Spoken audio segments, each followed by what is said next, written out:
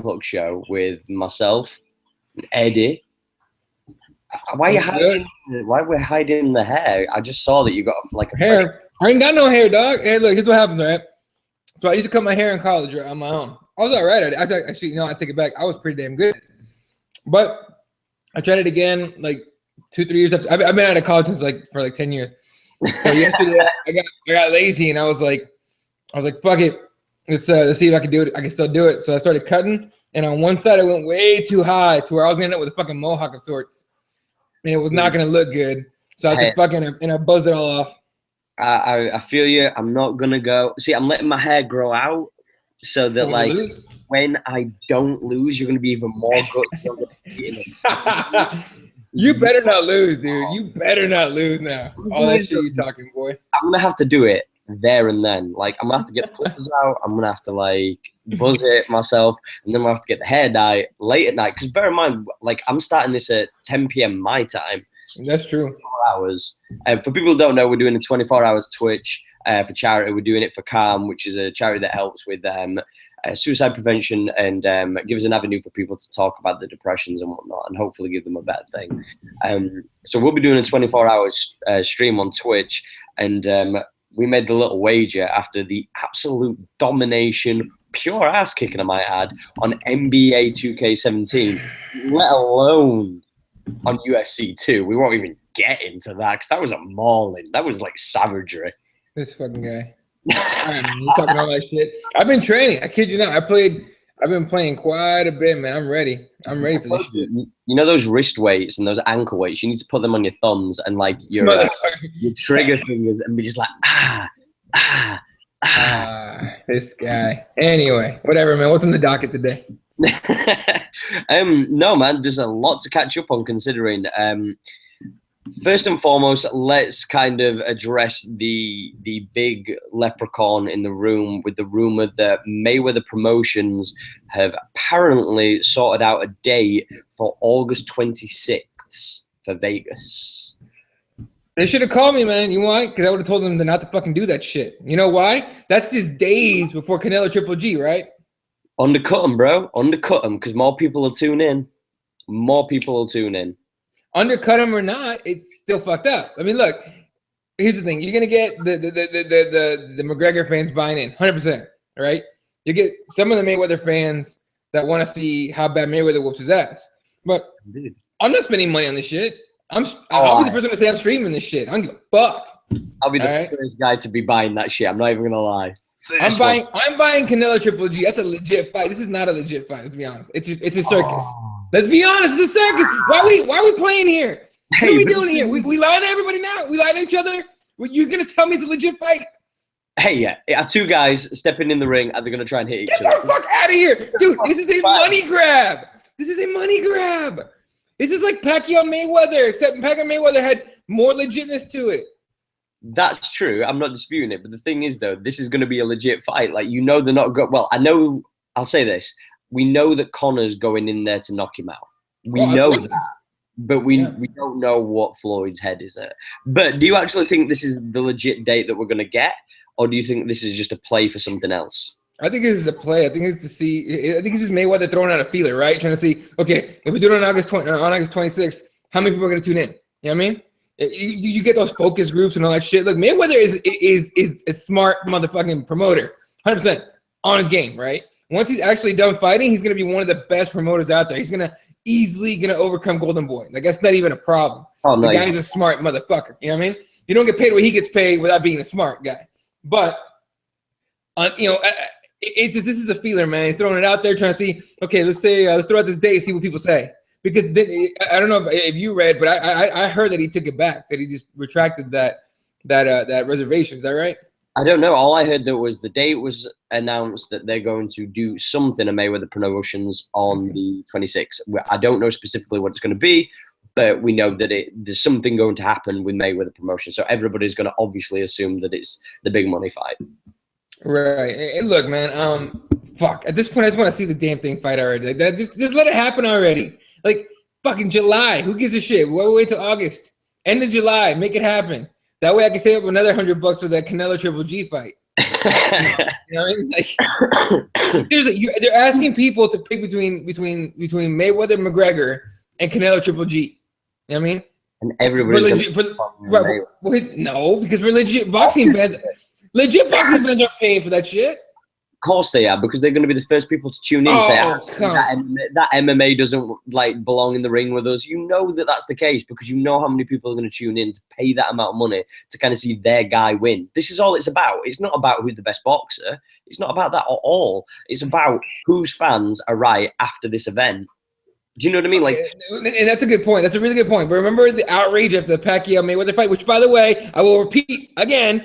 I was one of the few that kept saying, "Don't pay for that shit. It's not going to be good." And people were like, "You're right. It's Pacquiao Mayweather. We've been waiting forever to see that fight." I'm like, "That's the point." Mayweather is still relatively young and in his prime-ish. Pacquiao is old as shit. Okay. And as soon as when they announced that fight, I was like, "I'm not paying for it." People were like, "Well, why not? Why not?" I'm like, "You know what? You guys go ahead and pay for it." I streamed it at my friend's party. Everyone's huddled around my laptop. We're watching this shit, and they're like, "Wow, this is awful." I'm like, "Yeah." You know who's mad right now? Whoever paid $100 to watch this shit. See, the thing is, though, is over here it's only $20. It's about $30. It's about $30 over here. Right. So right, like, because it's you guys are gonna be up at the ass crack of dawn trying to watch this shit. Oh, 100%. We're gonna be up at probably about 3 or 4 o'clock in the morning. So like, that's the thing. Easy. It's gonna be ridiculous for us. But with that same thing said, you know, I don't think the fight was garbage. The fact was that Pacquiao Mayweather fight was just what we all expected. Anybody who's watched Floyd ever fight knew that that was going to happen. But the one thing I don't think people counted on is I don't think people counted on Floyd cracking Pacquiao early and hitting him with that straight a few times, and how quick and how fast and how hard that he hit him. And I think then after that, Pacquiao was like, "Fuck! If I don't hit him, he's going to hit me first." Now here's the thing. Now we were talking about a second ago. Mayweather's a smart businessman, right? He's a smart boxer too. One of the most genius boxers we've ever had in the sport ever. Okay, 100%. His IQ is ridiculous. How long did this dude waited for the exact correct moment to fight Pacquiao? You think he's gonna fight Pacquiao when Pacquiao was knocking motherfuckers out left and right? No. Now he threw out all the PD bullshit, blah blah blah, whatever. But he waited a nice long fucking time before he said, "Okay, let's make that Pacquiao fight happen." I mean, come on, he could have made that Pacquiao fight way earlier, like where it was way more competitive. But he waited until that moment. Now you can say that's bad or good. It's just smart. It's smart fighting, man. It's smart business, right? Exactly. So I can't hate on him for that. But the call a legit fight is wrong. This Mayweather-McGregor is not a legit fight. This is a circus. No. People like circuses, right? People, you and I were kids. I don't know if you ever went. I know when I was a kid, I think in a circus one time, right? It was the shit. Fucking bearded lady, some fucking guy pulled a clown out of his ass, whatever the fuck it was, a hat. Sorry, a hat. Hey, that was a different kind of circus to what I went to, dude. Yeah, hey, look, man, you go to Tijuana, you'll see some crazy shit. But the point is this: it's like, you know, you knew what you were paying for. You're paying to see a circus. This is what you're going to be paying for when you buy this pay-per-view. It's a circus. It's exactly what you said. Are the MMA fans right? Are the boxers right? Can an MMA guy beat a boxer? Can a boxer beat an MMA fighter? We're gonna find out, but nobody in the right mind can think it's a legit fight. This is a circus fight, and honestly, I'm okay with that because I'm fucking tired of talking about the fucking thing. Just make this shit happen already. Well, I'm gonna ask a question that's gonna make you even more angry. Did you see what Dana White said about Demetrius Johnson? Oh Jesus Christ! Okay, what did he say? He said that how can he bully the pound for pound greatest fighter in the world, and in his opinion, the GOAT is Conor. Oh, Jesus Christ. Okay, this is Dana White throwing a fit. This is what he does. We've seen him do it a million times, right? A million times. Don't push the boss. Of course he's the boss. But here's the thing. I hate the word bullying because it's kind of ridiculous to use the word bullying when it comes, just like you said, when it comes to the pound champ, right? But this is a negotiation tactic. You got to piss him off. He's gonna piss off DJ by saying that shit. He's bringing down his value a little bit because now people are going back to Twitter and on Twitch and whatever the fuck else DJ's on and telling him, well, Dana White says you're not the GOAT. He says Conor's a GOAT. So maybe you should shut the fuck up and fight TJ already. Negotiation. Exactly. I 100% agree with you. I 100% agree with you. Yeah. the fact that he turned around and said that, you know, how is he going to bully the pound for pound champion in the world? And it's quite simple. And I think, you know, it's one of those troll things to say, because at the end of the day, we know that if Demetrius caught Dana and just cracked him, he could drop him, no doubt whatsoever. And the simple fact is that by turning around and saying that, you know, he's not able to bully somebody, it's like, dude, you hold this guy's career in your hand. Like, you hold, like, we don't know how many fights are left on Demetrius Johnson's contract. Like, he could have 3 or 4. What's he going to do? Just never fight again? Like, you know that he's got to fight sooner or later. Yeah, he's going to have to. And look, personally, I hope it's TJ. I hope it's TJ's for the fact that will be a fun fight to watch, right? But I also want this dude to get paid for it too. You know what I mean? Yeah, but will he get paid the right amount of money for a fight that we shouldn't even really be wanting to see per se? Like, if we'd have said, "Oh, TJ's fighting Ray Borg next, winner faces him," then everybody would be like, "All right, cool. Like, let Demetrius wait out for another 2 months, 3 months, have TJ quote unquote potentially go over Borg, and then if that comes around, then we have the super fight. You built an interest." But by turning around and saying, right, we're going to put some guy who's kind of a number 1 contender, you could argue Dominic Cruz is the number 1 contender, whatever you want to kind of go as, you go either way with that, and you're going, right, we're going to have them do that. Let them do the thing. It's like, that's not how it works. You know, we keep on talking about as fans, we want legitimacy, and then as soon as we have like a weird fight, let's be honest, this fight would only be interesting, really, if TJ hadn't already like kind of missed out on fighting Cody. Like, that's the only thing that's really interesting about this. Right. I mean, and look, just like DJ was saying, you know, I watched his interviews and shit already. We were saying, you know, Dana White was like, "Well, this is about TJ wants what TJ wants," and I agree with DJ. Fuck what TJ wants. He doesn't deserve shit. Look, if TJ, I think TJ should wait for Cody. TJ should wait for Cody because who else is gonna? I mean, let's say TJ fights DJ. Great, if it happens, that's great, right? But then, like, you know, then Cody comes back. Who are you gonna give Cody? Cruz? You get the Cruz rematch, whatever you want to do with that. TJ's got a better shot of waiting for Cody than getting the DJ fight. I think. I think DJ's gonna stick to his guns. I think. What's scarier about anything is the fact that if TJ was to beat Mighty Mouse, what the fuck does that do for the division coming forward? It throws a massive wrench at 125 that we already have. Like, it's already a fucking like super just who knows division, right? TJ wins. Is he gonna keep the belt? Is he gonna keep fighting? Is he gonna keep fighting 125? Is he gonna drop the belt? Can he even make 125? You know what I'm saying? Like, he's left and right with all this shit. It's all craziness in my opinion. It's all craziness at this point. Do you think that we're going to kind of get to that point, though, where, you know, we're not even going to have legit champions divisions or anything like that? Or do you think that we're going to finally get back to where we need to be? Because at this point, it just feels like they're kind of throwing fights out for the window. Well, you know how maybe a couple episodes ago, we were talking about this is like unrecognizable. Like, people, if you just started watching the last year, this is all you know of UFC, specifically the UFC, right? You and I have been watching for a long time. This does not look at all like what it looked like just 2 years ago. Just 2-3 years ago, this was way different. People had to earn their shit. Maya got to fight Anderson fucking Silva. I mean, think about that shit. You know what I mean? Now it's like, well, it's not going to make any money. We got to make money fights now. DJ versus TJ, a lot of people are like, oh, it's a super fight. No, it's not. TJ has nothing that DJ could get, wants. Exactly. Super fights are between, in my opinion, between legends and between champions. Okay, give me Cody Garbrandt against Demetrius Johnson, super fight. Okay, Anderson Silva against GSP a couple years ago would have been a super fight, right? Titles or no titles, doesn't matter with those guys, right? In my opinion, it's between legends and between champions. DJ versus TJ is fuck it. TJ's opponent went out, who happens to be the champion. We're just let him fight DJ over here. I mean, okay, but why? Look, if you look, just like DJ said he'll do the fight, but the stipulations have to be met. We don't know if TJ can make weight, and you know, if he doesn't make weight, he wants to get paid because he had to go through the camp and everything. But I mean, ultimately, this comes down to respect, right? Demetrius Johnson wants the respect that he's owed. The scary thing is, though, is at the end of the day, if you was so confident as owners, promotions, whatever, this, that, and the other, you're so confident that TJ is going to make the weight, just drop the fucking money out. Like, why not just drop the money then? Just say, like, look, okay, we'll pay you X amount if he doesn't turn up. But you know, Exactly. you're confident that he's going to turn up. Do it. Just do it. Like, if you're the UFC, if this is such a money fight, why are you so scared to lose money? Like, it seems stupid to me. Like, you can't turn around and say that something's a money fight and then be scared that it's not going to happen, even though you've got so much confidence in a guy doing it. If you do, pay DJ, because this is the risk money, because there's more risk on his side. Because if TJ loses to Demetrius, just say that happens.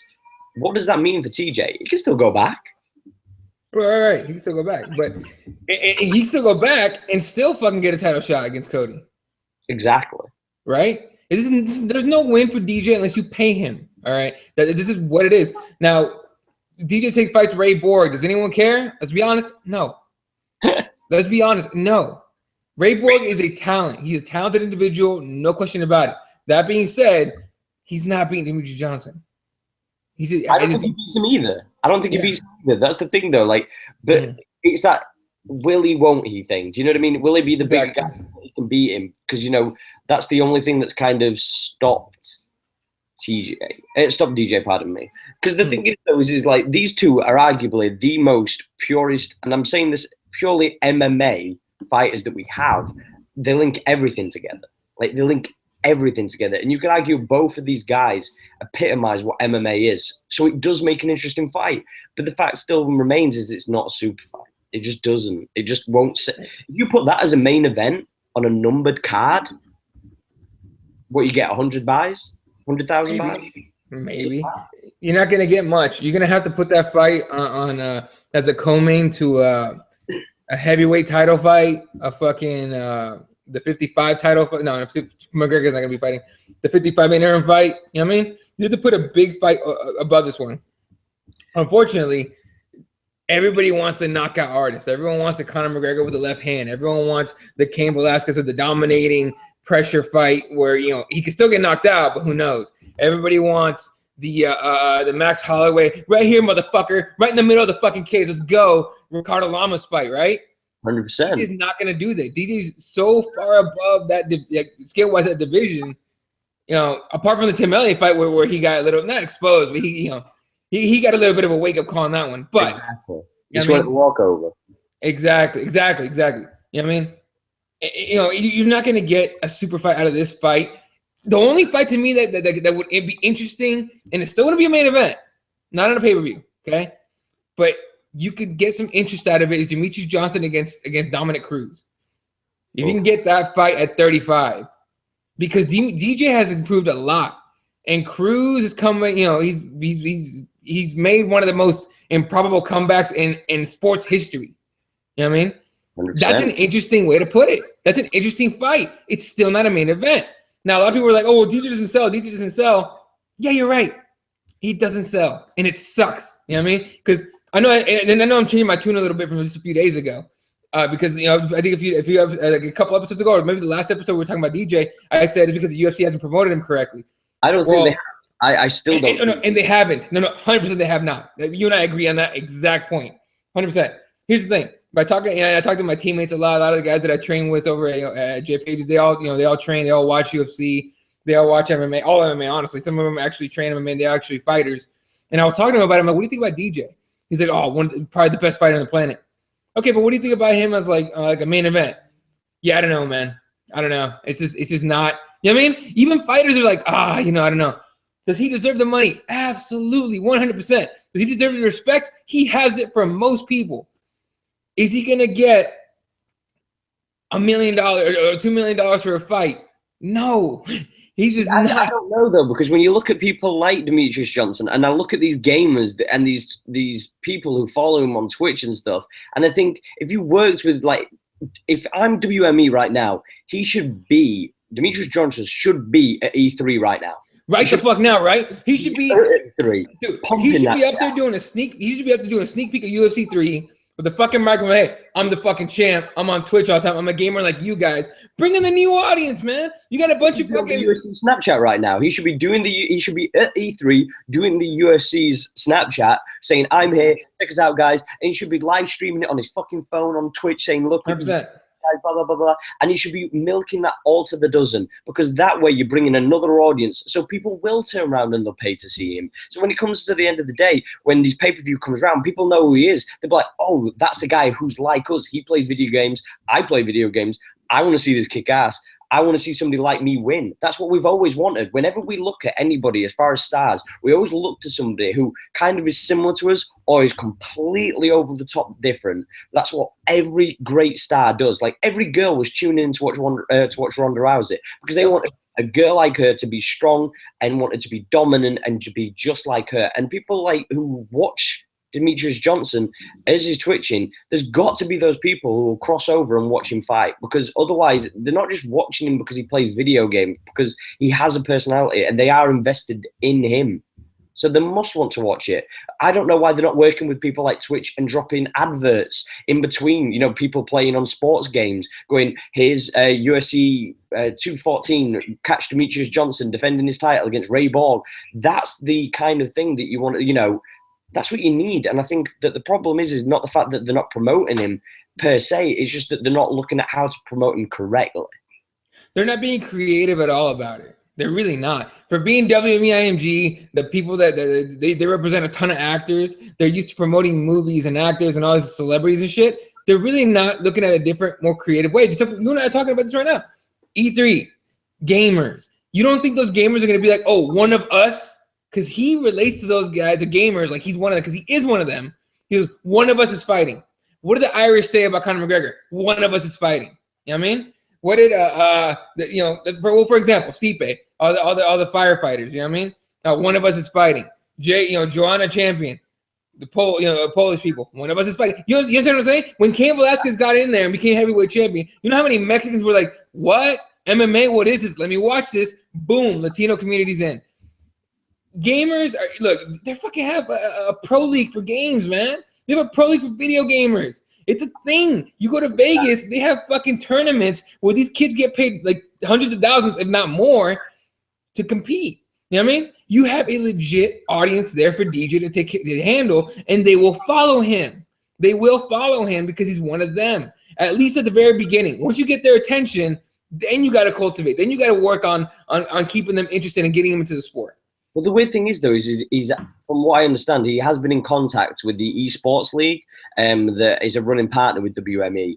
And apparently there is talks of them doing something. But shouldn't we have this done already? Shouldn't this be kind of the narrative leading into, one of his fights or in between the fights, so that we have something to talk about one of our champions in between fights, so he still remains relevant? Whenever you see somebody like Ronda Rousey, and I use her as an example more than I do Conor, because right. Conor tends to do outlandish things. He'll post weird stuff, and that's kind of his avenue. But whenever we looked at Ronda Rousey, she was doing a movie, she was doing a TV show, she was doing something with a charity to empower women. She was always doing something that you could go, oh, Ronda Rousey's doing this, and Demetrius should be doing the same thing. And I just don't understand why they don't want to push him forward. And people can't say that it's because of his color or anything like that, because we've had other people that have been promoted, so I don't buy that shit. And we know for a fact that, John Jones, Anderson Silva, recently we've had Derek Lewis being promoted, which we'll get onto now because I think it's so important.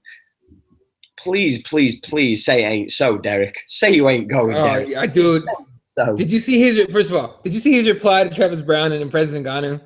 If anyone missed it, Travis Brown wants a rematch, and Francis Ngannou said some dumb shit. I forget what he said, but Derek Lewis replied with something like someone, fuck, what did he say? Now I have to pull it up because I completely forgot, but it was a fucking genius fucking tweet. I think it was something towards the effect of that Travis Brown has woken for the dead and apparently wants a rematch, and Francis Ngannou has just learned how to use Google Translator. Oh, yes. The Google Translate line is fucking fire. I loved it. Francis Ngannou can't speak shit. So that is a fire line. I love that. Other than that, man, one of the better personalities of the heavyweight division. Who else at heavyweight has a personality? Easily, yeah. He's one of the guys that we're looking at right now, and he's one of the very few people that you can't turn around and say, oh, he's not marketable because he doesn't have the right look. He genuinely is somebody who we can market based on who he is. He's one of the funniest guys I think we've had in MMA in the longest period of time. I can't think of anybody in recent times who has captivated an audience purely on being himself, and he's got such a dry sense of humor, but people just draw towards him. And when he said that he was retiring, I was just, what was it from? Too much training and too much sex? Was that the question? No, he was getting married. Yeah, but I'm sure it's something that he was getting too much sex and he was getting too much training, and that's why. Yeah, too much. Oh, yeah, too much training, too much sex. That's right. He was overtrained. Yeah. Overtrained. Yeah. Here's the thing, though. Okay, but I mean, if it was in the heavyweight division, we needed that guy. You know what I mean? We needed that guy. Verdum's not gonna run out there being himself. Verdum's constantly he had to put on a face, and then all of a sudden he was a Reebok thing. Instead of he photoshopped Reebok out, put Nike on there, and then he got fired from his fucking UFC job. That's it. Kane's one of my favorite, if not my favorite fighter in the UFC, but he has no personality to speak of whatsoever. Okay.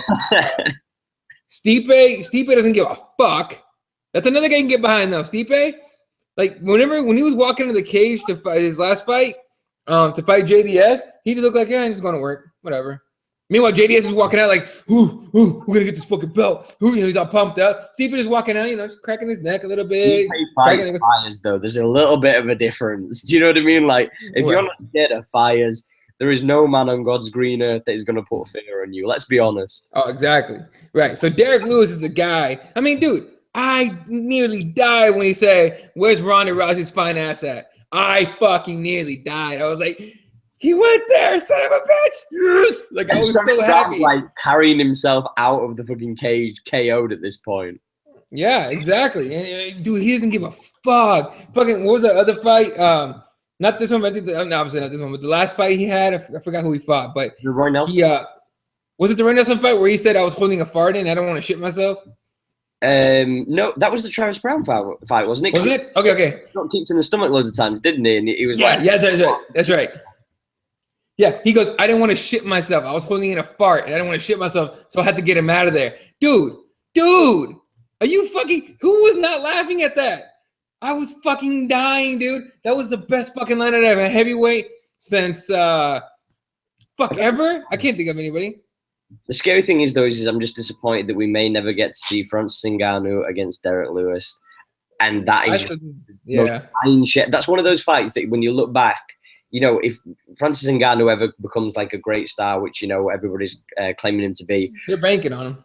Yeah, they're putting in money for him. But it'll be such a shame that we never got to see that fight. It's one of those weird fights that just never happened, and I don't know. It's just disappointing. But on a good note, though, at least Mark Hunt is back in the W column. I love what he said too about he won because Derek Lewis is not a cheater. Yeah, he has a point. He has a point. Him, like Michael Bisping, fights all the cheaters or all the juicers and all the TRT guys. You know what I mean? Like Michael Bisping was still always close to a title shot, but then he kept getting knocked out by like juicers and lost an eye to fucking Vitor Belfort and all this shit. You know what I mean? Mark Hunt has gotten fucked over. He had that massive war with Bigfoot Silva. Yeah. Right? And I think he had all that shit. Dude, fucking the day after that fight, Dana White had a Bigfoot versus Mark Hunt 2 fucking t-shirt. You know what I mean? That's how good that fight was. That was a great fucking fight, man. I'd argue that that's the greatest heavyweight fight of all time.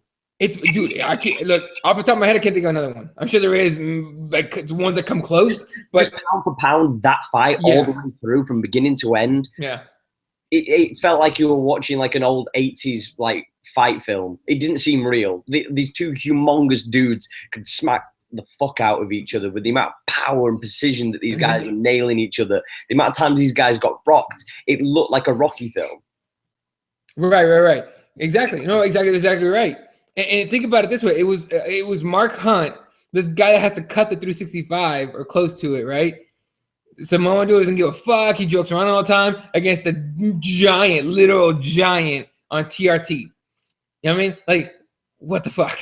Do you think it's funny though that the guy with the biggest chin in the entire world has got the most glass jaw we've ever seen in the entire world?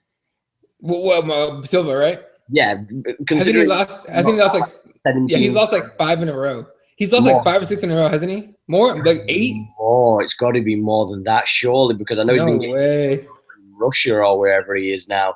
Like, that's one of those things that when you're a guy that size and you're getting clobbered by guys that size, time to quit, walk out, go, leave, get out. Even if you are, and he's been on TRT whilst he's been in Russia. Right. No, right. Exactly. You as soon as I heard, oh, he's saying with Russia, I'm like, oh, juice the fuck up. Juice the fuck up, dude. Hell yeah. Go out there, get paid, knock some motherfuckers out, go out as a quote unquote legend, and move on with your life with all that money, ready to go.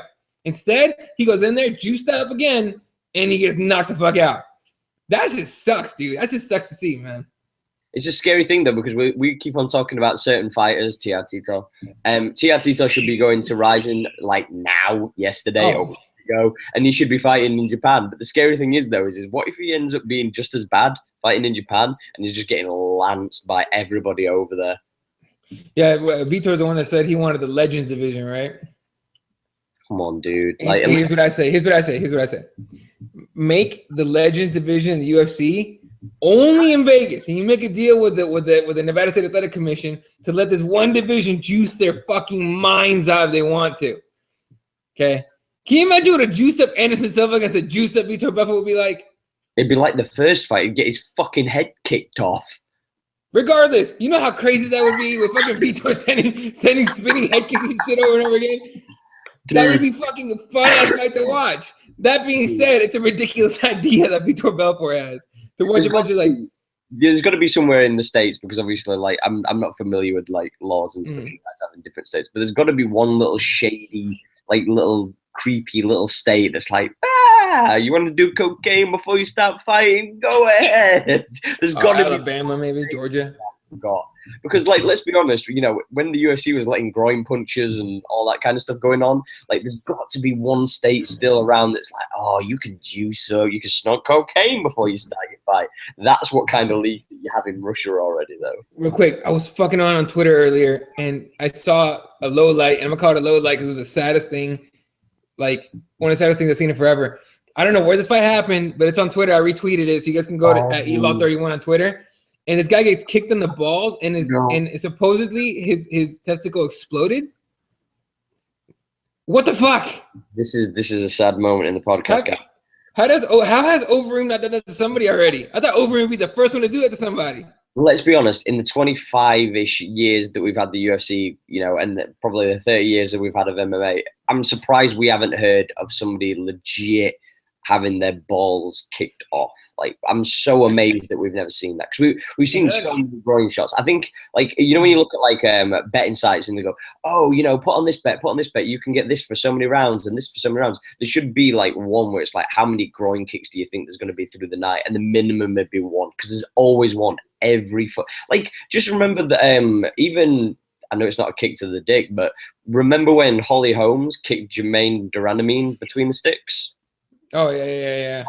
I even grimaced then, because I was like, dog, a toe to the chuff. Like, that's not fun. Yeah, man. That can't be good. No. I wonder if Fight Metric has a stat of how many like dick kicks they get like per fight or per year or total. Like, it'd be great if they had like a total number of groin shots in the history of the UFC.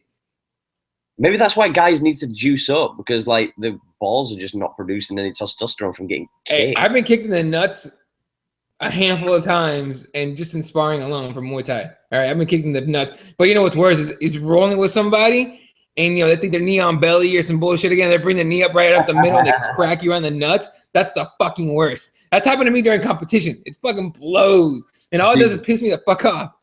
I know how you feel, because when I used to do Taekwondo, like whenever I used to, because obviously predominantly you go for head kicks. Like, let's be honest, when you do Taekwondo, you ain't going for fucking body kicks. Body kicks are for pussies. You're going for head kicks. That's the main fucking course of it all.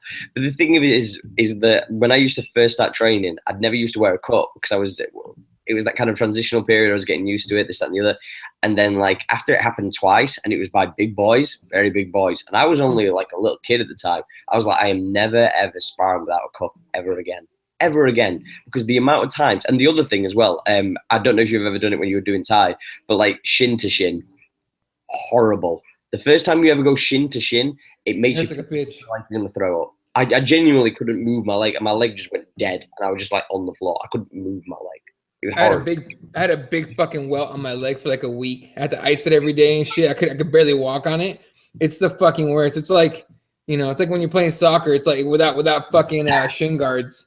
You know what I mean? And you shoot. You know, you're kicking goal strength. Fuck that. Well, I've got like a scar on my shin from taekwondo. Well, no, taekwondo and kickboxing because it keeps on opening up whenever I train. But like I've got like a scar that's probably about 2-3 inches like long along my shin, and like every so often it'll just open up. It's just one of those that'll just never fucking heal. So I'm kind of stuck with this fucking scar on my fucking leg. Trick scars, man, you'll be alright. But it's not my face. It's all good. It's shit. all good. Hey, what do you think? Real quick, we're moving on to the next thing. Cauliflower ear. If you got cracked, huh? Beautiful ear. These have never been collared. It's beautiful. I've had to drain my shit twice. Not to drain shit, bruh. Yeah, it still looks new, dude. It looks like a perfectly good ear. This one looks a little fucked up, but this one's good. But I wouldn't care too much about cauliflower ear. It just looks weird. It's like we were talking to Jason Knight. Jason Knight's ears all fucked up. Oh God, his nose was fucked up. His ears were fucked up. It's just one of those bad things, man. But you pay the cost, don't you? Do you know what I mean? Like I think if somebody said to me right now, and I'm not saying this for the guys who are on the lower end, but if you said to me you're going to be a top 5 competitor, but you're going to have cauliflower ears and you're going to earn the amount of money that they do, I'd probably take the cauliflower ears. I really would. Oh, absolutely. No, except for the fact that who was it that had her ear blown off? Leslie Smith? That was not fun. In Mexico? Wasn't that against Cyborg? Who? No, that was against Jessica Ai. Which am I thinking of then? Where Cyborg bust some girl's ear up? I don't know, but I know Jessica Ai cracked it. It exploded. Her ear, Leslie Smith's ear was hanging down, and then it was like, I don't know. Well, CM Punk got his fucking cauliflower ear when he was fighting against Mickey Gall. That shit looked nasty too. Yeah. What happened to that motherfucker? He's still around? Is he doing anything? I think he still trains, but I don't know as far as like what he wants to fight again apparently. But Dana White's like, I know he just got owned in a fucking in some kind of weird pros versus regular people fucking show, right? I don't know because you was talking about this last week and I never saw anything of it, so I kind of just didn't know it had happened. I heard on Twitter that he got kicked off already because he sucked. He lost or something, and he was like, "It's over. You're gone." So yeah. Anyway, I just noticed the hour on the fucking hat then. Oh, this one? Yeah, this is the ball cap, the fitted one. It's legit as fuck. One of my favorites actually. For my bald head. For that shiny. By the way, it's bald on purpose, fuckers. I'm not bald naturally. It's bald. I shaved it down. Bald as shit. Bald as shit. You know what's great though? Is fucking all my friends are balding, and all I have. This is about as far as like my hairline's like that far. Right? If I go any further than that, I'm gonna be bald all the time. I don't give a fuck. Dude, that's a straight 5 head. Let's be fair. Hater. Anyway, but I'm making an observation, bro. Like I could go like that. Like, that's probably true. No, you're right. No. I can get 3. How many fingers can you get on your forehead right now? I haven't tried it. See, let's try it. Oh my god, you can at least get 5 in there, bro. 4 is in here. My 5's up here. It's like barely fitting, so I got 4. You got 4. I'm just saying. If I get the 5 or 6, I'm shaving this shit bald. I'm gonna Joe Rogan it. I'm gonna Joe Rogan it the rest of my life, 100%. But no, what I was gonna say is though, you were alluding to it yesterday, earlier today, should I say, when we were talking about Jose Aldo and the leg kick, the leg injury, pardon me, and him not being able to do kicks. Apparently, he's come out with his camp saying so. I've got one question: bullshit. Or are we going, this is a legit injury came in with? Oh, man. I think it's a legit injury. I think it's a legit injury. That being said, I wish he hadn't announced it. Like, I wish he would have, because, the second someone says something like that, you're like, oh, he's making excuses now. It's like, dude, don't fucking do that. Look, here's the difference between him losing to McGregor and him losing to Holloway. McGregor caught him. Now, would that fight have ended that way anyway? Good chance it would have. But he got caught with McGregor regardless. Max Holloway beat him down and made him, basically finished him, right?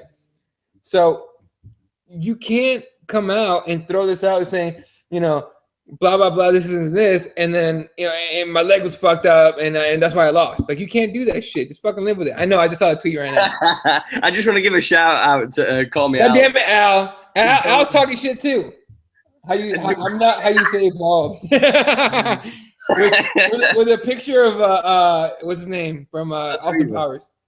Yeah, Doctor. Yeah, you go bald. Yeah. I'll give you that one, dude. I'm not even hating on that tweet. I'm gonna retweet it. In fact, I'm gonna retweet that shit because I'm a good sport with that shit. But regardless, anyway, The point being is, though, is I think Jose Aldo's lying out of his ass. I think there's nothing wrong with his leg. I think he thought he could box. He thinks he's Conor. He wants to be Conor.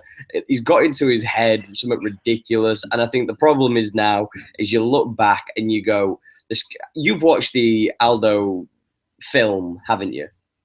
Yeah. No, yeah. It's an awful fucking movie. Yeah, the one thing that I took away from it, though, is there were a guy back from his hometown, village, whatnot, who was a bit of a knobhead, very brash, very psycho-y acting and this, that, and the other. And he always seemed to get in Aldo's head, and he always used to kind of trigger Aldo into kind of not doing what he was supposed to as far as the fighting and in life and the other. And there's a part of me that thinks that he can't deal with crazy. And I think when Holloway was talking shit to him, and then in the fight when, Jose Aldo, in my opinion, was kind of ahead on the scorecards, in my opinion, in those first 2 rounds.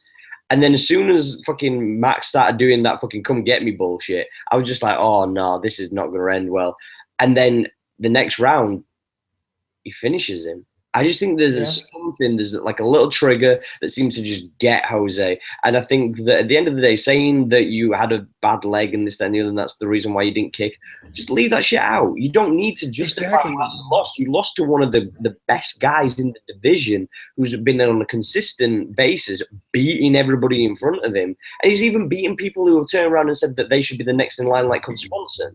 Like, he's beating people who are legit as fuck. So it's not like you lost to somebody and they're going, they got lucky, bro. Like, that were a bit nasty. Everybody wants to throw the lucky left hand thing with Conor and whatever. But the point still being is Max, as legit as it comes in that division. If you look at every division, there's very few people who you could go, these guys are legit in that division. And Max is one of the very few people I think you could turn around and go, he is legit. Like, when I look at the rankings for the pound for pounds, some of them I'm looking like, how the fuck is that guy in there above somebody else? Or how is that person above this girl? Like, Joanna should be in the top 3 for me, pound for pound.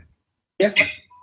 Like, she dominates girls. If Demetrius is number 1, and I know it's sometimes based on how many times you win and this, that, and the other, and rankings as far as like who you beat and stuff like that. But I just think that personally, the whole media voting and all that kind of bullshit is stupid as fuck. It should be done under a fight metrics. That's how it should be done. How much did they dominate? How much did they outstrike? How much did they outgrapple? How much did they dominate? How quick did they finish? It should be based on all that bullshit.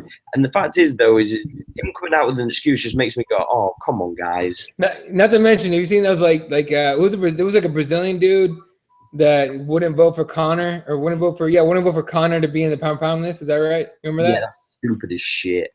It's exactly what I'm talking about. You get guys like, first of all, again, you're getting journalists, and look, it's fine. Being a journalist is a certain fine line you gotta follow, right? You gotta be right down the middle, okay? But here's one thing you can't do is try to throw your opinion in on something that you've never done. The fact that a certain schnoz face motherfucker, used to fucking criticize fighters' technique when he's never trained one day in his fucking life, but that fucker gets a vote. You know what I mean? Shit like that. People like that guy are getting a vote in this shit. You know what I mean? I don't understand it. I don't understand how they do it. I don't understand how they justify it, because I know. I'll tell you what. I think you should have to apply for a vote. I think you should have to apply to, if you're a journalist, you should apply for a vote, and that vote, when you go to apply to it, it's a line, right? You go in there, they give you your forms, you fill it out, okay? You have your money ready to pay the fee, but before you pay, they go, hey, step over here real quick. Here's, Saenchai, the Muay Thai killer, straight out of Thailand. You got to take one leg kick from this guy, okay? in order to be able to, in order to turn in your paperwork. Are you willing to do that? Right, let's just put this into. And I tell you what, 90% of those motherfuckers would not do it. Fuck no, they won't. Could you imagine somebody like Ariel Helwani or like MMA Jim taking a fucking leg kick off these guys? Like, come on.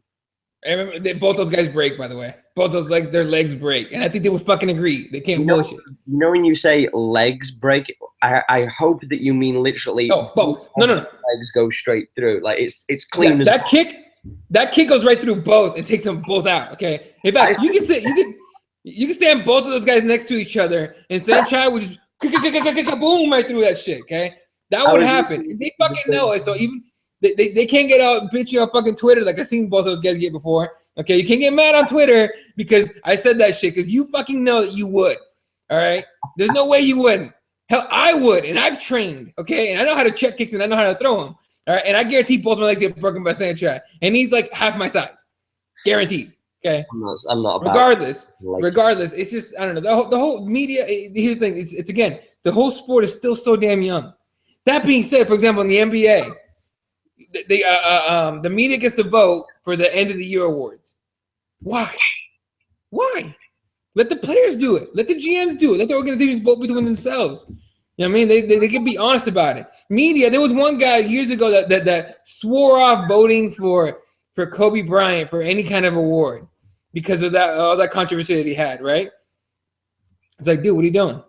You know what I mean? I don't know. Media to me is the weird thing. And then now you talk about, for example, the news channels and, the current American president calling it fake news when he doesn't like what he hears. The whole thing, it's all become this massive gray area in sports and news and everything. You know what I mean? But in MMA, it's a gray area because, someone puts something out and then, you know what? It's like, that's not true. A week later, the UFC officially announces it. Well, what the fuck, dude? You know what I mean?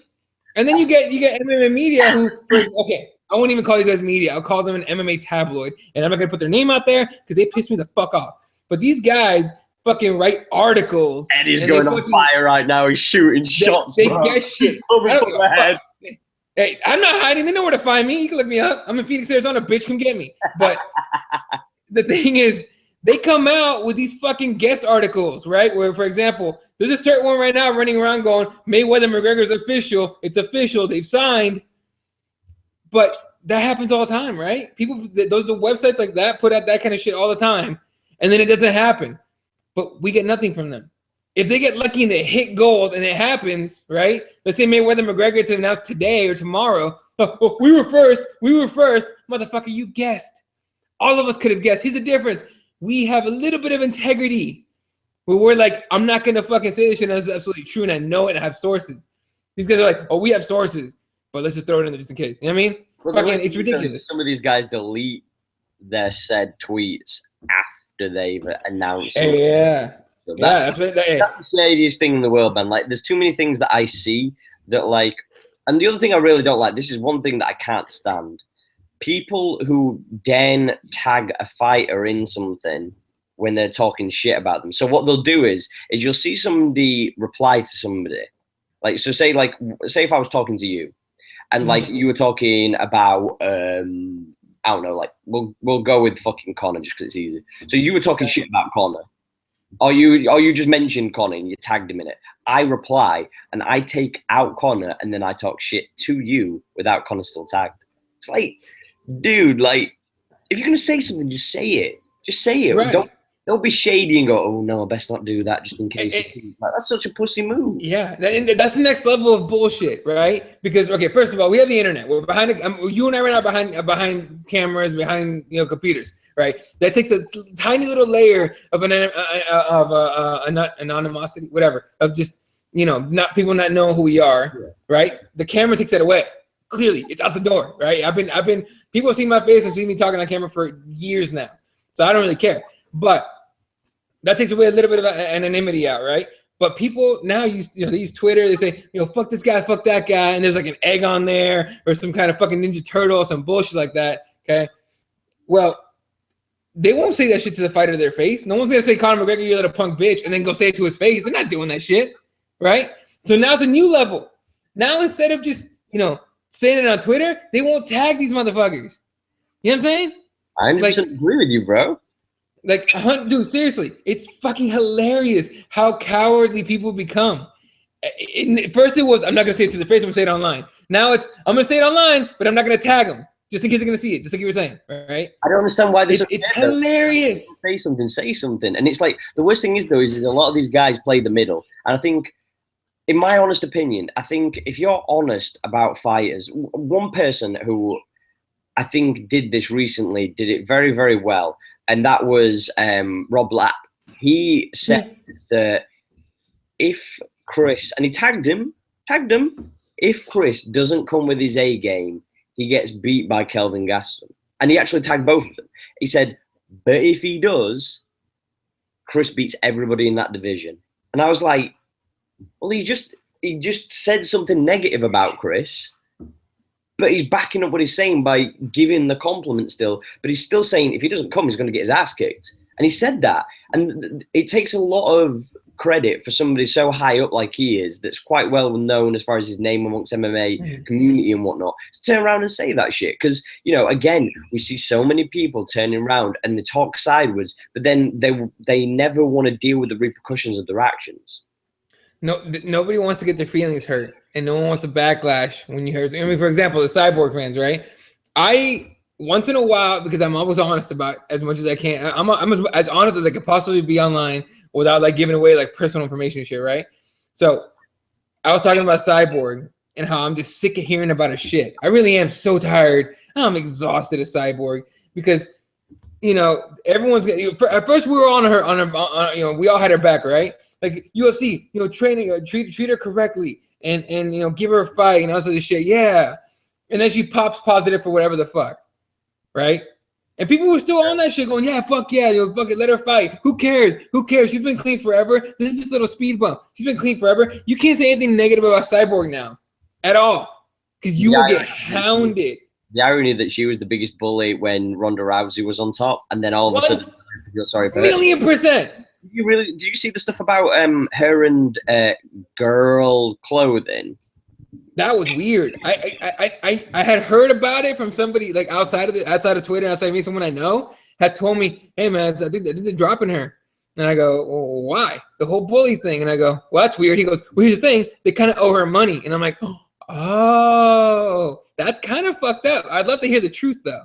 Well, it's weird because she's saying that she did some in-person speeches where she spoke about bullying and this, that, and the other, cyberbullying at this event, and then 3 days later, I'm saying 3 days, it might, I don't know, fuck. But the point being is though, she went off and she went to the retreat and she was like, Morgana, and just hit her with the ninja cyborg knuckles, broke 5 of her face. Fucking teeth everywhere, blood splattered all over Chris Weidman as he runs and cries or something. I don't know what he said. But the point still being is, though, is she smacked one on fucking Angela. And then it was like, everybody's kind of like, these cyberbullies deserve it. Like, bitch, like, fucking girl is like 40 pounds lighter than Cyborg. Shut the fuck up. If a man walks up to you and slaps you across the face because you've been talking shit to him, does that mean it's okay? Here's the thing. If you're going to be on social media, and I've been saying this forever, and I feel like I'm saying this every fucking week now. If you're gonna be on social media, specifically on Twitter, if you have thin skin, get the fuck away from it. Turn it off, delete the app, never return. If you can't handle someone calling your mother a twat, skank, cunt face bitch, don't fucking come on here. If you can't handle anything that you might think is cyberbullying, don't fucking go on there. Because it's gonna happen. 100%. Okay, and if that's gonna bother you, fuck out of Dodge. Now people are gonna be like, "Well, it shouldn't happen. It's not fair. It's not nice." Okay, welcome to the world. I don't know what to fucking tell you. You know what I mean? Welcome to the fucking planet, motherfucker. This is reality. People don't give a shit what you feel. No one cares about your feelings, motherfucker. We're gonna say whatever we want whenever we want to. That's what everyone does. You know what I mean? But I love it when it's her doing the bullying. No, it's fine. She's calling out Ronda. Well, why doesn't Ronda move up and fight her? Why doesn't Ronda move up and fight her at 145? And constant shit from Cyborg every fucking time Ronda thing comes out. Cyborg's right behind it, going, "Well, why doesn't she move up and fight me? Why doesn't she move and fight me?" You know what I mean? But this little 115er that don't even live in the fucking country right now. She's in Puerto Rico. I don't know. I heard they voted for statehood, but I can't remember if they voted yes or no. But she's out there. You know what I mean? She's not even anywhere near Cyborg. And she's like, this little 115er is bullying me. Are you fucking kidding me right now? Like, are you kidding me? What do you mean she's cyberbullying? What do you mean she's bullying you? Like, dude, what the fuck? Yeah, is Magana kind of shitty for it? Absolutely. 100%. How is she not? You know what I mean? But fuck out of here. You can't fucking assault people, dumb ass motherfucker. That was the dumbest shit ever. You can't assault motherfuckers and just because my feelings are hurt. My feelings are hurt. Really? How can your feelings be that hurt that you're gonna beat up a girl half your size? Like, come on, dog. I understand, like, she could have punked her out. Like, she could have punked her out and not punched her in the face, and it has still had the same effect. Because could you imagine if they'd a video recorded like her standing over Angela, like chest to chest, face to face, and you just see Angela kind of like bricking it, absolutely shitting herself. It'd have been a whole different kettle of fish. But instead, what we're talking about, on the correct side of it, we're going, well, Cyborg's wrong because she assaulted someone, and that's, you know, illegal, and that's dumb as fuck, because she could get fired from the UFC for punching someone if Angela decided to press charges. I'm surprised that she hasn't, except for the fact that the UFC is kind of like, we might have a fight here. Now, have you heard real quick? You know, I know we're kind of moving on from the bullying thing, but have you heard about the possibility of Cyborg against Megan Anderson at 214? Apparently, she's still signed though to fight Invicta like in June or something. So, like, I don't know how true this is. Like, I don't get like what's going on. For me, I'm looking at it and I'm going like, what the fuck is happening? I don't get it. Like, it just seems like if it's gonna happen, then make it happen. Like, the only other fight that I can imagine happening, but I haven't heard anything, is Cindy Dandois against her. Just because that's somebody who said that she'd fight Cyborg. Like, she don't give a fuck. Like, you know. It is what it is, but hey, dog, pay me, and I'll fight Cyborg with one arm. I ain't fighting Cyborg for shit. I can knock even with two arms. I know Cyborg will whoop my ass. Okay, I'm not stupid. I fucking know that Cyborg will beat the shit out of me. I could have 4 arms like Goro from Mortal Kombat. Still whoops my ass. Yeah, though. Exactly, mind you, I'll fight her for the right money. But in all seriousness, though. Dandois in the UFC, Dandois and Ken Zingano are the only options, right? That's because we have Holly Holm, maybe. We have no other 145ers. Who the fuck's gonna fight her? Yeah, Jermaine Durand went running. Like Connor says, GDR went running. You know what I mean? You would though. Like, do you know what I mean? Like, why would you fight her? No, I agree. But I mean, it's drop the belt then. Just drop the belt. I think she is going to drop the belt, but you know what? The only fight that ever made sense in this entire thing was Holly Holm versus Cyborg. It was the only fight that made sense. Weird enough, I still want to see it. And you know what I think this Bethe Correia fight is? Because, okay, you tell me, do you believe Correia is going to beat her?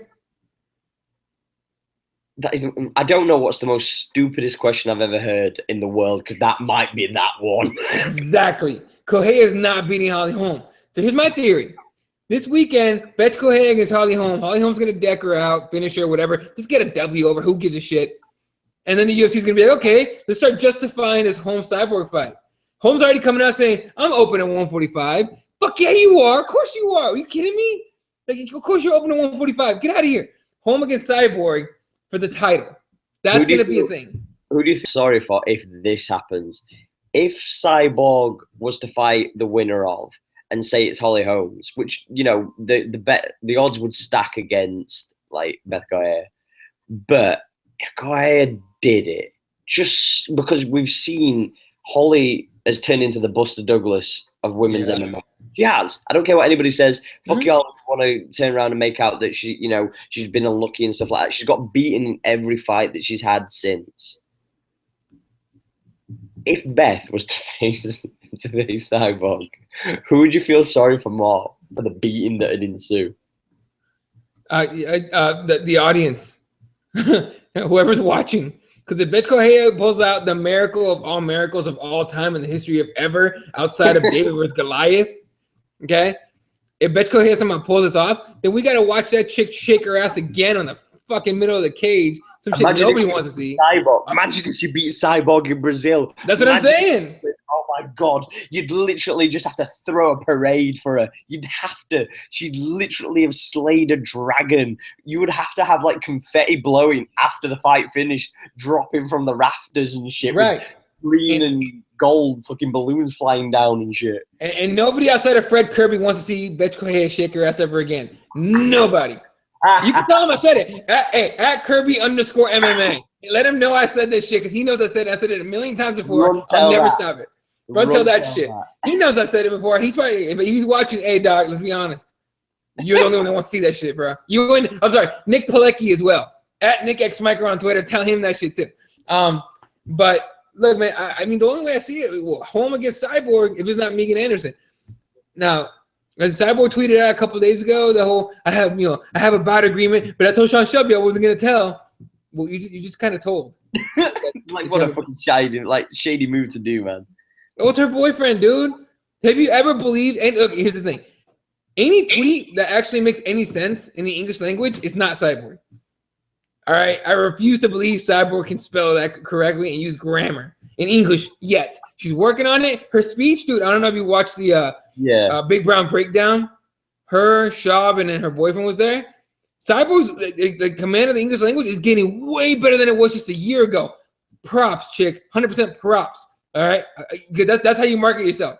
That you want you want a leg up in marketing. If you're Brazilian, learn English.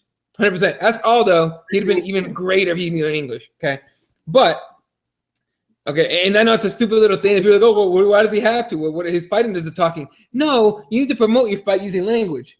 Speak English. That's all it is. You know what I mean? Because most of your audience is going to be English speaking folks. Anyway, outside of that though, you see any of her tweets that make sense? They're not her. That's her boyfriend doing that shit. Or somebody's doing that shit.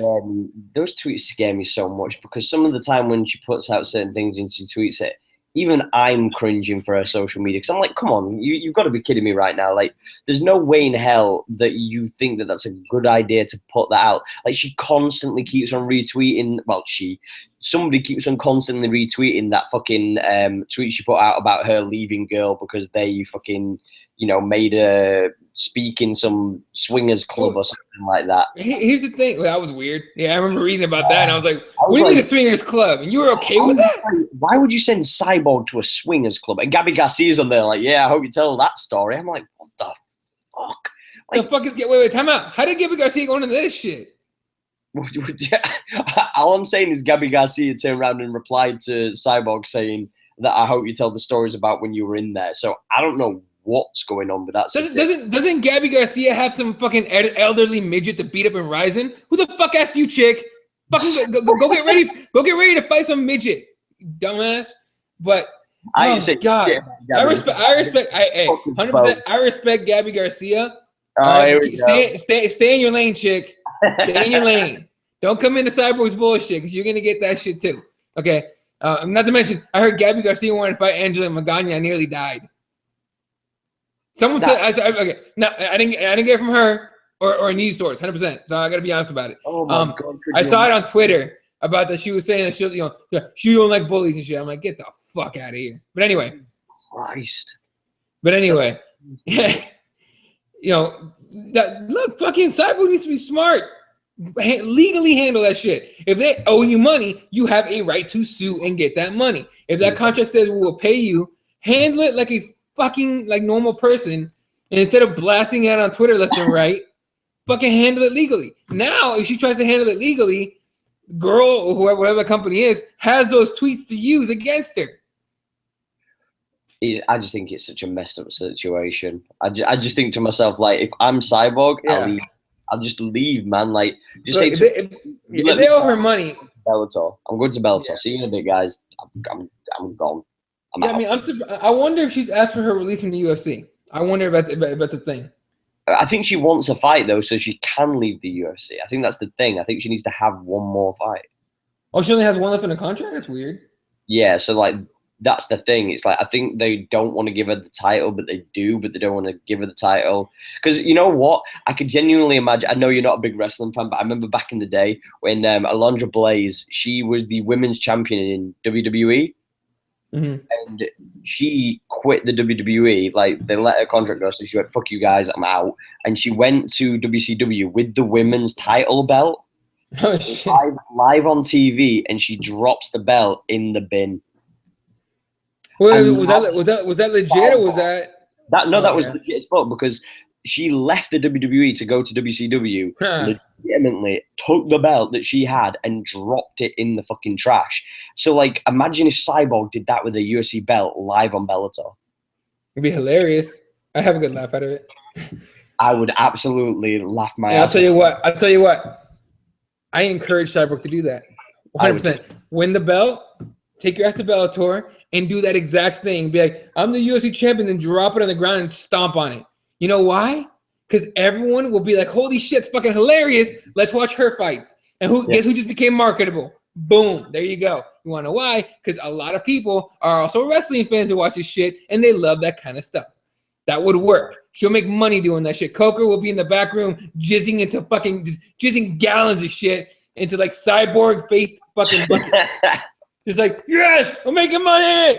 Could you imagine the reaction of the Team Cyborg and the MMA online? Oh my god. They would be losing their mind. I'm gonna have to log off of Twitter for a couple of days if that happens.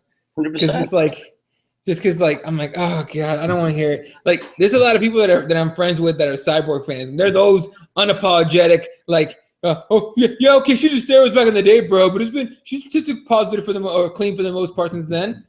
Okay, doesn't mean I have to like her or agree with the fact that she's blabbing on the way she is. It's like every time something happens with Cyborg, it's either everyone's against me, or there's some kind of fucking excuse. Like, come the fuck on. That's why it's like it's exhausting to cheer on Cyborg and hope and almost like root for her. It's exhausting. I don't know how so many people do it. I can't do it anymore. I've had to walk away from it. I've had to, because I just can't deal with the simple fact that we're at that position now where we have to listen to somebody who's the complete opposite of what they say, and we have to still deal with it. Like, I can't deal with it anymore. I'm out when it. As far as Cyborg's concerned, like, I don't even care if she fights again. Like, I truly don't. It doesn't mean anything to me. Like, I'm past it now. Like, for me, Cyborg will always be one of those people that she was ahead of her time. Granted, she was the baddest chick on the planet, but it's that thing of, again, and I'm going to throw it out there. I know she beat some stellar names. Don't get me wrong, but so did Demetrius. Like, Demetrius, everybody forgets when, like, he beat John Dodson. Like, everybody forgets stuff like that. And, Dennis Bermudez and stuff like that. Like, everybody forgets about the big names in the division that people said could beat him. Ian McCall, all these guys. But, like, everybody forgets that, like, Cyborg really didn't have anybody to fight. Yeah, it still doesn't. Exactly. Still doesn't. I think it's bullshit, but on a brighter note, we'll move on to Sage, because I think that the amazing thing in the history of the world, because, right, if you don't know about this, ladies and gentlemen, this is where it gets good. Sage Northcutt has joined Team Alpha Male, which means all he's going to be doing now is double legs and right overhands, which I'm totally fine with, because this genetic freak of a man, he's going to be the biggest guy in Team Alpha Male, literally. And it's going to be so much fun to kind of see him develop his ground game. Personally, I'd rather see him go to like a good jiu-jitsu class, like a good gym, should I say, so that he could kind of work off of his back rather than being the guy who goes for takedowns. Yeah. Because it seems strange, because they're not known really for the kind of takedown defenses, really. So it's kind of be weird, but it's also going to be kind of cool to see, like I want to see little kind of videos of him and Uriah Faber and him just calling him Mr. Faber all day. Sorry, I hit you in the face with my dick, Mr. Faber. I'll try not to do it next time. But you're kind of short, sir. So yeah, please just watch out, because my balls will be swinging too. No, fucking, I think it's gonna happen. Hey, Mr. Garbrandt, there's some really nice pieces of artwork on your chest right there. Can I touch him? Exactly. I mean, we should. Now, you know what's funny? Because from what I read, Faber said he's probably joining Team Alpha Male. I'm totally with it, dude. Hey, learn the ground game. You got to. You're not a ground guy. You're awful on the ground. Let's learn some shit. That being said, I was hoping for the outside chance he's going to go down there with Nick and Nate. Yep. And I wanted to see what their influence would be like on him. Can you imagine? Sage. Dude, that's what I wanted. Remember when he fought was it Mickey Gall? Yeah. We kicked him on the front. He was saying some shit. Like, come on, get up. You can just imagine going, get up, Mr. Gall. Come on, let's fight in there. Come on, get up, Mr. Gall. You can just imagine that shit. We're a timer, sir. We've got time here. Yeah, imagine. We got to put on a show, Mr. Gall. But imagine Nick and Nate are in his corner. Nick and Nate are screaming, stop being a punk bitch. Slap him in the face. Call his mama a bunch of names. You know what I mean? Texas, whatever city he's from in Texas. But, Stockton slap him. Whatever the fuck, right? That's scary, though, because could you imagine Sage Northcutt turning around and going, excuse me, Mr. Gall, get up or I'm going to go and have to see your mum. That it just wouldn't have worked. It just wouldn't have worked. Hey, Mr. Gall, go fuck yourself. I'm sorry about my language, but go fuck yourself. Stop. You're running, bitch. You're running. Ha! I just slapped you in the face, Mr. Gall. Yeah. You know what I mean? Like, but it would be amazingly hilarious to see kids like Sage Gall, like fucking Northcutt. Yeah. Go to the Nick Diaz Academy down in Stockton and Lodi, wherever it is. I think it's Lodi. Okay. And fucking train with Nick and Nate. I was so hoping that was gonna happen, but it didn't happen. Although they were training to be off his back. They trained to fight off his back. That's what the best way to do is. And I just wanted to kind of see like somebody leak a video to TMZ of Sage Northcutt high as shit. High as a motherfucking cloud. High as a neck tattoos. Neck tattoos. A fucking fucking an I love you mum tattoo on my neck. Yeah. It would be the shit, dude. A big fucking joint in one hand and fucking like a Bible in the other one. Huh? A Bible in one hand, a fucking stone. Yeah. His shout outs would be legit too. He's like, shout out to Mr. Nick and Nate Diaz. They're really good people. Nick Diaz Academy. 209. Yeah. Gil, Jake, my team, Chris Avila, Richard Perez Boxing. Okay, that's it. Oh, wait. Stockton 209, motherfuckers. I'm not surprised. And then drop the mic. That's it. Like, it'd be the best shit ever. You ever wonder if that's an act from Sage? No, I 100% don't believe it's an act because I've wondered, and I believe you're right. I think you're right. I think he's legit. But dude, every time I see him, I'm like, there's no way. All of his family are the exact same though, so I just don't believe that I don't think it's an act. I just can't believe it because they all act the same. They all talk the same. They all, it's something that we've seen all the way through. But one thing that does worry me though is the fact that like he was getting given protein shakes and pre-workouts at 4-year-old. Like that's not right. That's not right, dude. Protein shakes that are fed in with needles that he needs every time they cycle. I'm kidding. Hey, look, we can't ignore that his dad was a drug dealer. We can't ignore that his dad was a drug dealer with PED. He sold PED. 100%. And coke and all that shit. Let's be honest. He was using that pre-workout that made your face tingle. Like, let's be honest. Like, like he was using that pre-workout. Come on. I wonder if his dad, because you got to be a certain kind of person to sell that kind of shit. You know what I mean? I wonder if his dad was like, dad to give your kid for his birthday fat, like to give him amphetamines for his. Isn't his sister fighting soon too? She's making her debut. I don't know because I keep on hearing about her potentially fighting, and then all of a sudden it disappears, and I don't know what's kind of going on. I want to say I heard Legacy, but I'm not 100% sure. But she looks exactly like him face wise. I don't know. Like I never seen her fight, but her face looks a lot like him. So I'm like, oh geez, like okay. It's gonna be a scary moment, isn't it, when they stood in the cage together? Cyborg has a boyfriend. That's all I'm saying. Pardon? Cyborg and Betchko here have boyfriends. That's all I'm saying. That's all I'm gonna say about that. That's all I'm gonna say. There's somebody for everybody. Hey, there's somebody out there for my ugly ass. I know it. I'm just waiting. I genuinely thought you was trying to imply that Sage Northcutt had a chance with Cyborg. That being said, he does. Let's think about it this way. You don't think, hey, Miss Cyborg, it's nice to meet you. Could I take you out on a date one day? Maybe woo you? Maybe can I court you? May I court you, Miss Cyborg? Let's go out here for a nice little dinner. No alcohol, though, because I got to get to bed early. I got to get up early and train with the guys at Team Alpha Male. They're awesome guys, aren't they? Like, can you imagine? Cyborg either really likes him, is confused by him, or is annoyed as shit by him and just knocks him out in the middle of the street. It'd be a fucking awesome story. It'd be such a bad way out. I just don't know how I feel about Sage Northcutt wooing Cyborg. I don't know. I know how I feel about it. I'd be laughing my ass off. Make that why is the look, cancel the Kardashians and make Sage ask Cyborg out the TV show, the reality show. Make that happen. I don't. Hey, The Bachelorette with Cyborg.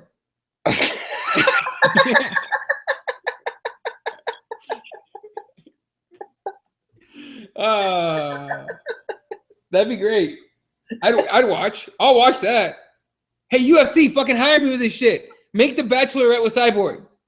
Oh my god, that's the.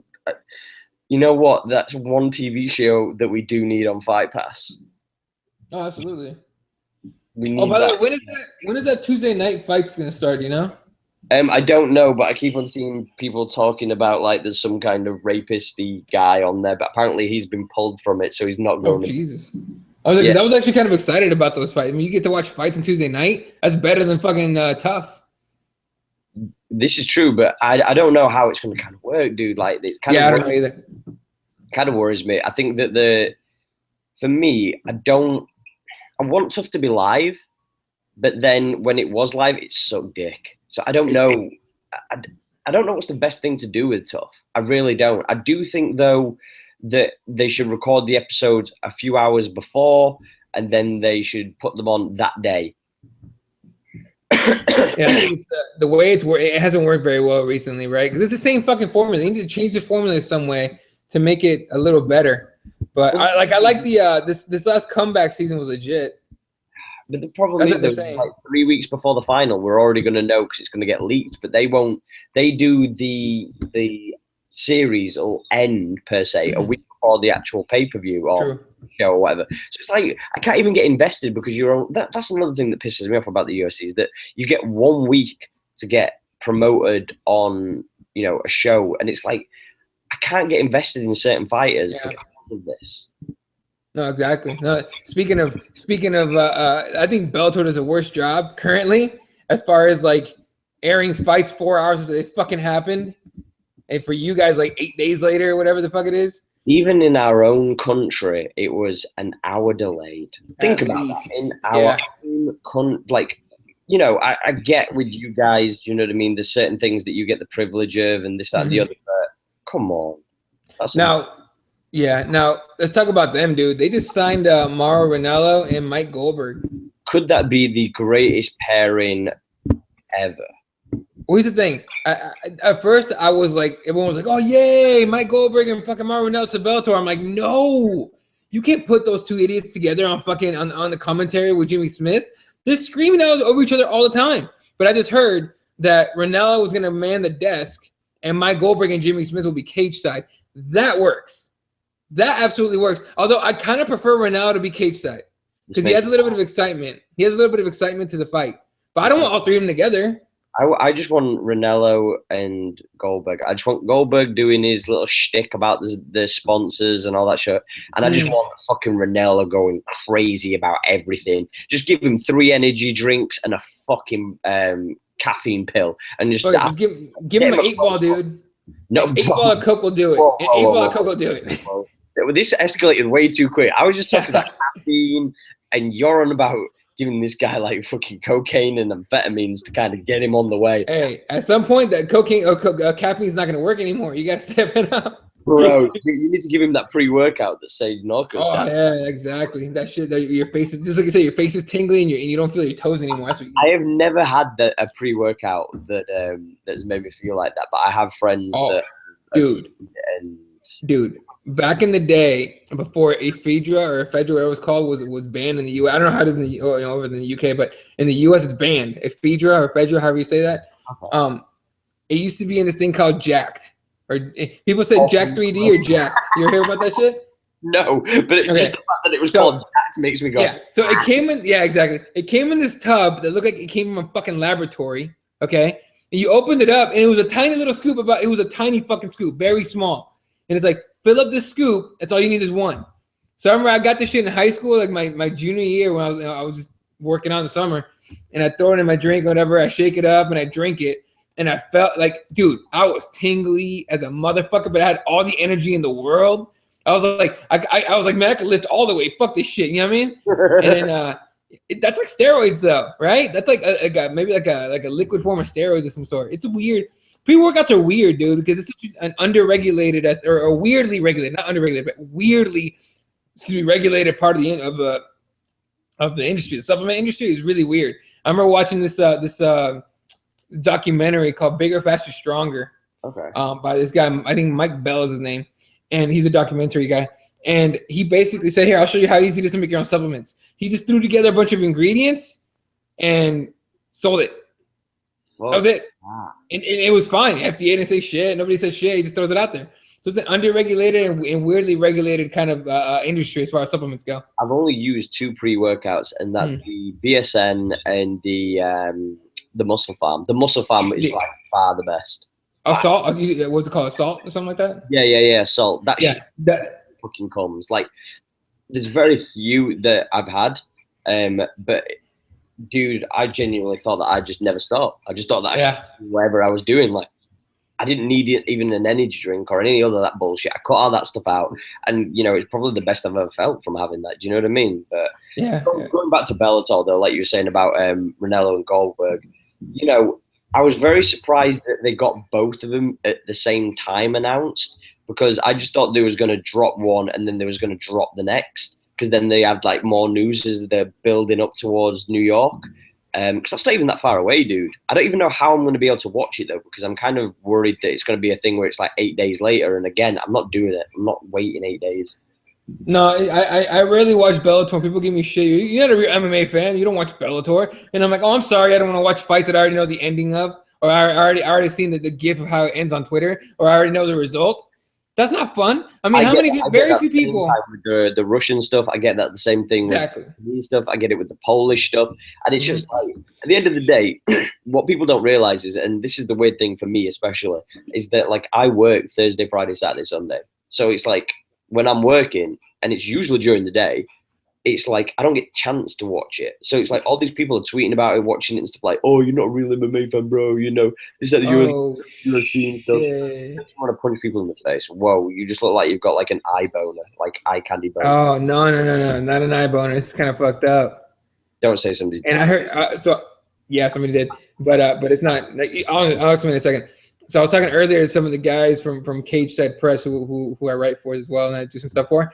And they had told me that they had heard about this, but it wasn't like no one had reported it. Or TMZ's reporting it. This is John Jones' thing. They're reporting. The TMZ's reporting it now, and so take that for as you will. Apparently, John Jones' mother, Camille Jones, has passed away from complications of diabetes. This is coming from TMZ, so take it as you will. And I'm sure at some point somebody's going to. Oh, actually, no, I take it back. Arthur Jones, who plays in the NFL, is one of her sons, broke the news on social media saying, quote, "It's hard to accept the fact that my mother's not with me anymore." He added, "She went to be with my sister in heaven. No more pain and suffering. Mama, I love you so much." Yeah, and of course, she has 3 sons, 2 of them in the NFL. Arthur Jones is in the NFL, obviously, who tweeted that. Chandler Jones plays for my Arizona Cardinals. And, of course, John Jones. And, of course, the first question, first of all, condolences out to the family. Thoughts, condolences go out to the family. It always sucks to lose somebody like that, especially, it hasn't happened to me yet, man, but that's one of the things I dread in life is losing, a parent, especially your mother, But, the first question everyone's asking on forums and everywhere, is this going to affect the fight with John Jones? I hope to God, I'm not even going to talk about the fight. I hope that this doesn't affect John Jones personally. Yeah. Before it even gets to the weigh-ins, before it even gets to any of that bullshit, I pray that nothing like this will affect him, because we joke and we laugh and we say that we want to see him go off the rails and go all crazy and this, that, and the other. But there's a difference between going too far, and I hope that we don't end up seeing the destruction of John Jones, because people have said that we've seen it and this, that, and the other, but this is a whole different breed of animal. And I pray for him and his family, and obviously all the rest of them too, his brothers and his dad and whatnot. But I just hope that we don't see John Jones go off the rails at all, because it would be a sad thing considering how much he's worked as far as getting himself back into the position to compete again for the title. And people can give me shit for that. I don't give a fuck. At the end of the day, you guys can all turn around and say, oh yeah, but it's talking shit on Twitter and he's saying this, that, and the other. Well, so is fucking DC, and he claimed to be the most boy choir guy ever in the entire planet. So whatever. But I just hope that everything works out for him. I hope that his family can find peace with what's happened, and I kind of hope nothing but the best for him. So that's my definitely no. And again, it's one of those things where John Jones is already a very how can I say it? He's an emotional guy for the most part.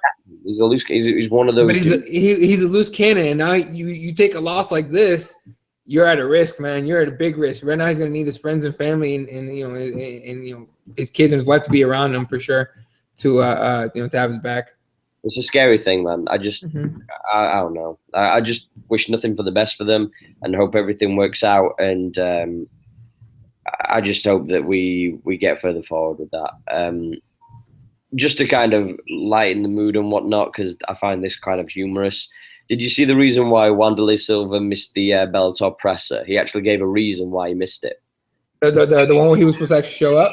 Yeah, and he didn't turn up for this one. Do you want to know the reason why? Sure, I want to know. I don't hear it.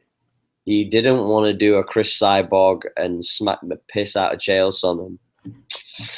He said that he wants to remain professional in the build-up, and he doesn't want to get in a position where he thinks that the fight could be in jeopardy. So he doesn't want to.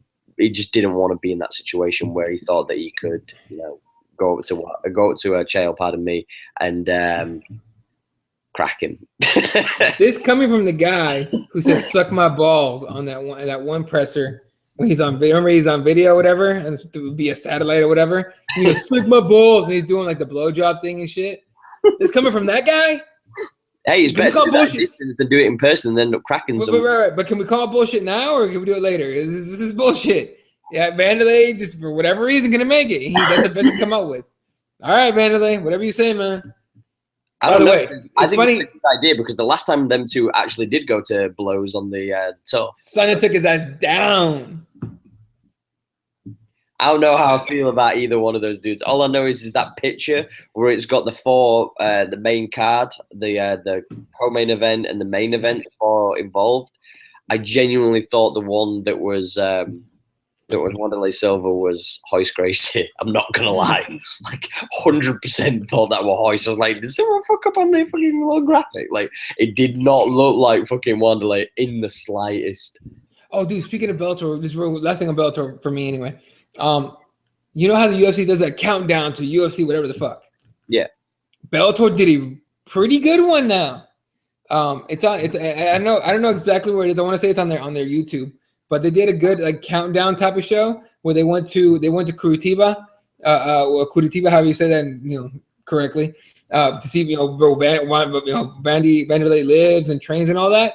And then they went to Portland, Oregon, and they were talking about they covered Sonnen's training and talking about his the unfortunate passing of his baby daughter. And then they followed who's the co-main event? Fedor. Yeah, Fedor.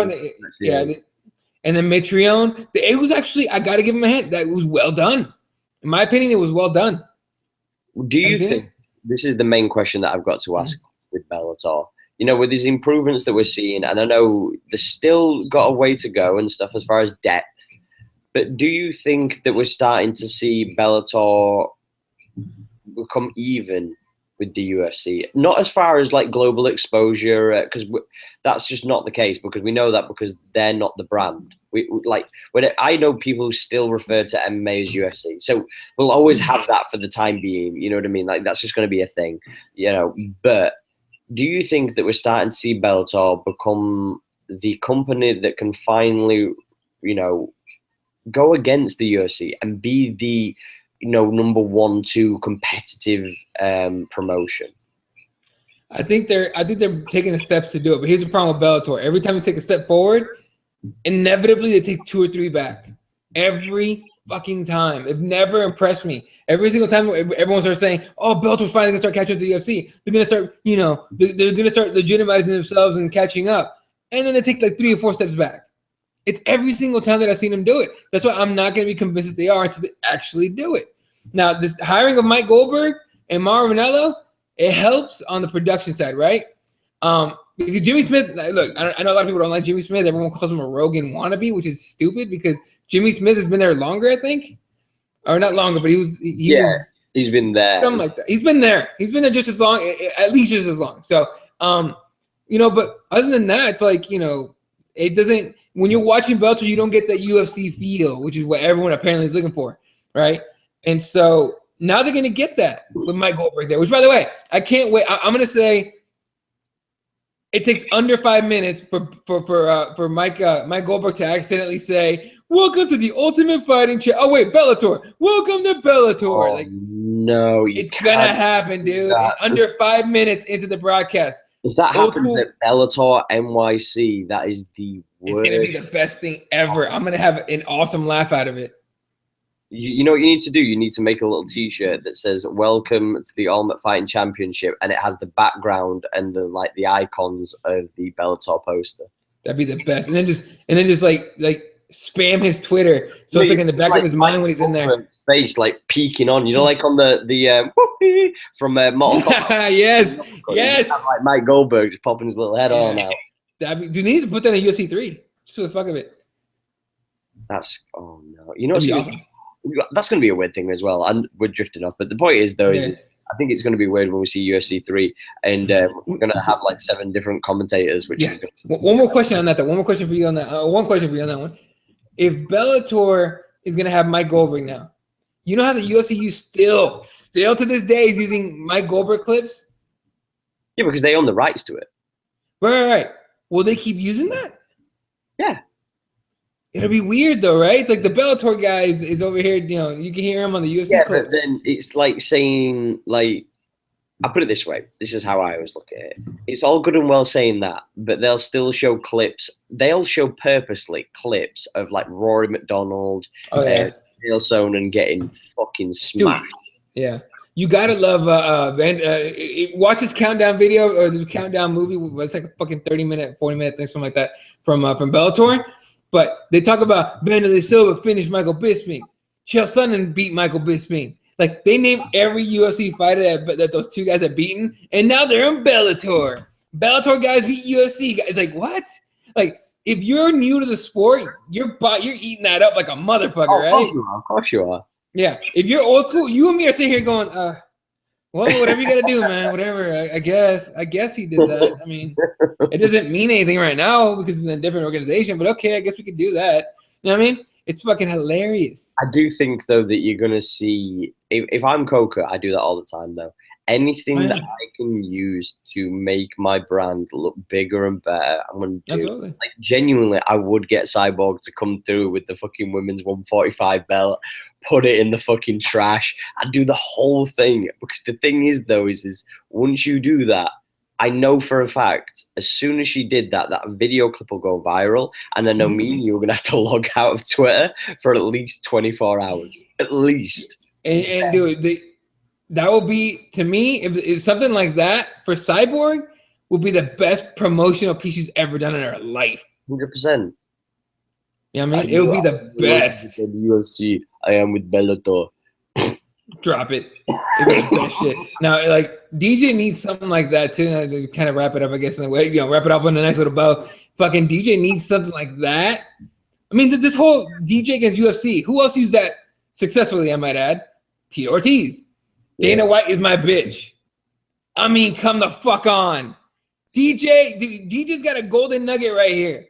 Use your fucking beef or feud or whatever the fuck you want to call it, whatever wrestling term you can think of, with Dana White to your advantage. Just so that you're the little educate you this. So it's the term is use your heat. Thank you. Heat. All right, use your heat. Use that heat. Whatever. With the shit with Dana White. All right, to promote yourself. It's me, little 125 Demetrius Johnson against the big bad UFC and Dana White. All right, who's gonna win this shit? Fuck the man. It's like I watched wrestling up until The Rock retired. Stone Cold was the shit, and Stone Cold was constantly fucking with Vince McMahon. Constantly fucking with him. That one of the best things I've ever seen in Stone Cold, and I know we're getting to wrestling, but one of the best things I've ever seen in Stone Cold was when we went to the hospital and he beat the shit out of Vince McMahon. He's like, I'm your nurse. Take the bedpan and smack him in the head with it. Dude, I died. I was a little kid. I'm laughing my ass off on the couch. What we should the thing is what, as far as I'm concerned with Demetrius and what he should do, is I'd get every last one of the fucking Twitchers, just whilst he's got all these views, just literally get them all to tweet and tag Dana White and put flyweights matter. Yeah. Oh.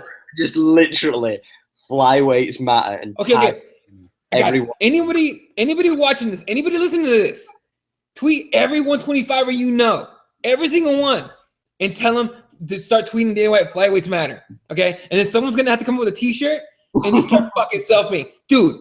Holy shit, that'd be fucking perfect. Now, mind you, I know it's undermining the Black Lives Matter, movement and all that. And it's not. It's not undermining. It's not undermining. It's paralleling.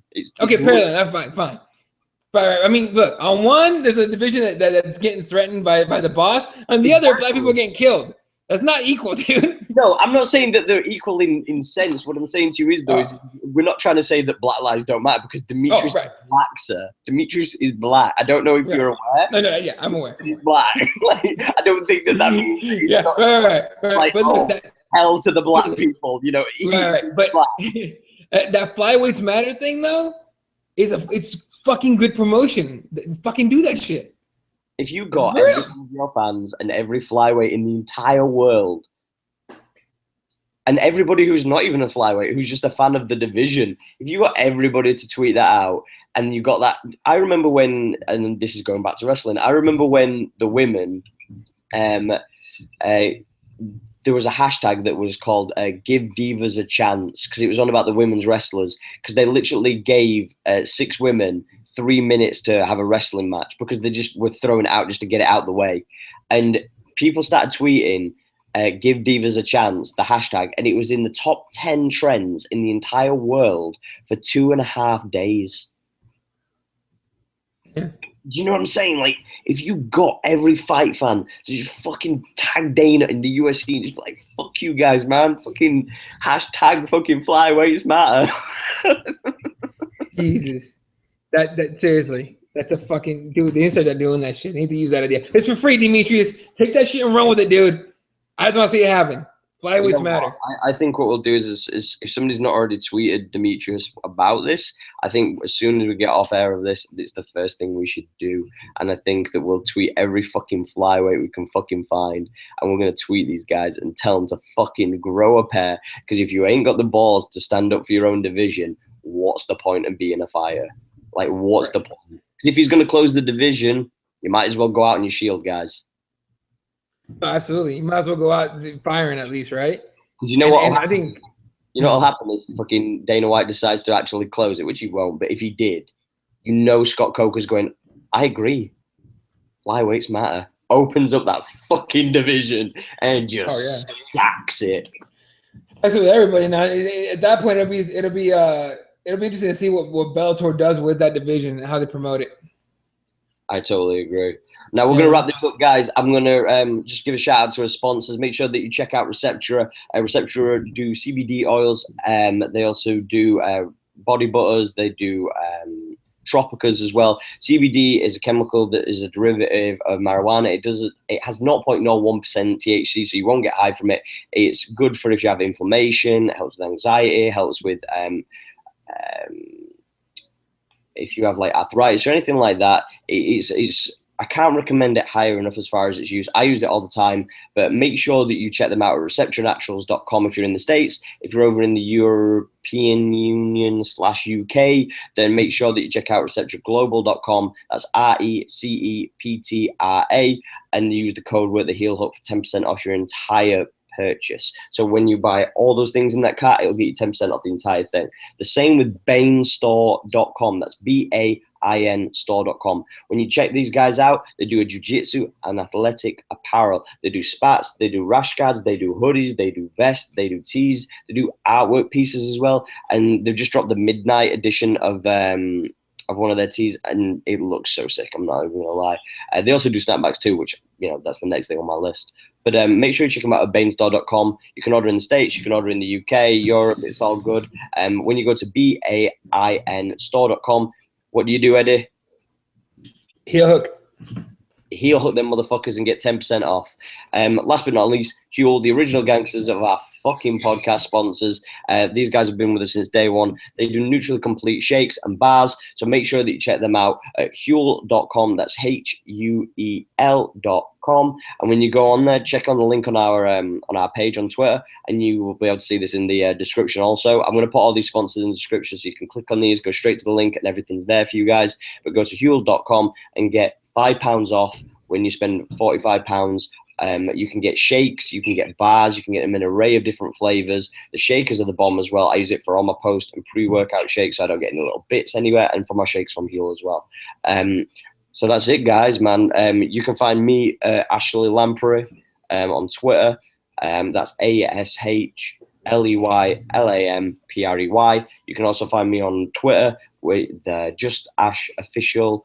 And you also can find the Heel Hook Show on Twitter, and you can find us on Twitch, which is twitch.tv/the Heel Hook. And you can also find us on Instagram at the Heel Hook, and you can find us on iTunes and SoundCloud for the podcast, the Heel Hook. Where can we find you also, Eddie? Find me on Twitter at ELaw31, of course, at the MMA Advocates, and at Crossroads MMA on Twitter. Instagram is at Crossroads MMA, I believe. And then, of course, on Snapchat at Elaw52 if you want to see a bunch of shit on my dog. That's literally all that's on there. Just dog and jiu-jitsu stuff all day. So, fun stuff. He gets that crazy Snapchat on. Yeah, dude, I spend too much time on my phone. So I'm like, let's make it worse and get Snapchat. Why not? It looks like a reflective version of like Drake's music videos. Right? It looks deep as shit, like it was just like riding through in his car and you just hear music playing in the background. That's exactly what happens, and it's just a bunch of depressing fucking shit. But again, don't forget, hashtag flyweights matter. Make Get sure that shit flying. Get that shit fucking, let's make it happen. Send it to Demetrius Johnson. Let her know it came from us, but definitely fucking make that shit spread like wildfire. Because it's so true. So we want to thank you guys for tuning in today on our first ever live episode. I hope you enjoyed it. This has been The Heel Hook again. Thank you again. Peace up. A-Town down. Peace.